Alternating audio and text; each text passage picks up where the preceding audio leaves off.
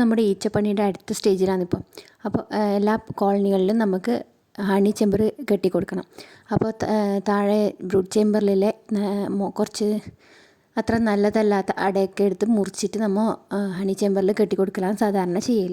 താഴത്തെ ചേമ്പറിൽ നമ്മൾ ഒരിക്കലും എല്ലാ ഫ്രെയിം കംപ്ലീറ്റ് അട വെക്കാൻ വേണ്ടി പാടില്ല.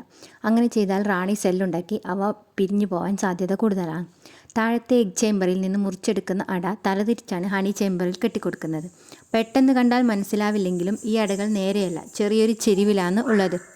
താഴോട്ട് ചെരിവ് വരുന്നത് പോലെ അട കെട്ടിവെച്ചാൽ ഈച്ചകൾക്ക് അവിടെ മുട്ടയിടാനും കുഞ്ഞുങ്ങൾ വിരിഞ്ഞു വരാനും എളുപ്പമാണ്. പക്ഷെ തേൻ നിറച്ചു വെക്കാൻ സാധിക്കില്ല. അതുകൊണ്ട് ഹണി ചേമ്പറിൽ അട വെക്കുന്നത് ചെരിവ് മുകളിലേക്ക് വരുന്നത് പോലെയാണ്. അത്യാവശ്യം സ്ട്രെങ്ത്തുള്ള കോളനികളിലെല്ലാം ഞങ്ങൾ ഇതുപോലെ അട മുറിച്ചിട്ട് മുകളിൽ ഹണി ചേമ്പറിൽ കെട്ടിക്കൊടുത്തിട്ടുണ്ട്. ഇനി ബാക്കി പണി അവർ തകൃതിയായിട്ട് എടുത്തോളും. ഇതിൻ്റെ ബാക്കി അവർ കെട്ടിക്കൊടുത്തോളും.